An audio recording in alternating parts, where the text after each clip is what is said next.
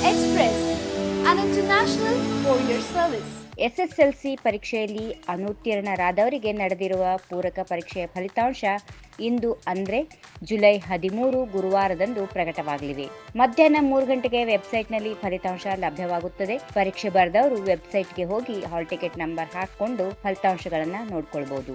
ಇನ್ನು ಫಲಿತಾಂಶಗಳನ್ನ ತಿಳಿಯಲು ಈ ವೆಬ್ಸೈಟ್ಗಳನ್ನ ಆಶ್ರಯಿಸಬಹುದು. ವೆಬ್ಸೈಟ್ಗಳು ಹೀಗಿವೆ: http://sslc.kar.nic.in ಮತ್ತು http://karresults.nic.in. ಈ ಎರಡು ವೆಬ್ಸೈಟ್ಗಳಲ್ಲಿ ಪೂರಕ ಪರೀಕ್ಷೆ ಫಲಿತಾಂಶಗಳು ನಿಮಗೆ ಲಭ್ಯವಾಗಲಿವೆ. ಅಷ್ಟೇ ಅಲ್ಲದೆ ಇನ್ನು ರಾಜ್ಯದ ಎಲ್ಲಾ ಪ್ರೌಢಶಾಲೆಗಳಲ್ಲಿ ನಾಳೆ ಅಂದ್ರೆ ಜುಲೈ 14ರಂದು ಬೆಳಗ್ಗೆ 10 ಗಂಟೆಗೆ ಫಲಿತಾಂಶಗಳನ್ನ ಪ್ರಕಟಿಸಲಾಗುತ್ತೆ. If you like this video, ಬೇಗ ಲೈಕ್ ಮಾಡಿ, ಕಾಮೆಂಟ್ ಮಾಡಿ, ಶೇರ್ ಮಾಡಿ ಹಾಗೂ ಯೋಯೋ ಟಿವಿ ಕನ್ನಡವನ್ನು ಸಬ್ಸ್ಕ್ರೈಬ್ ಮಾಡಿ.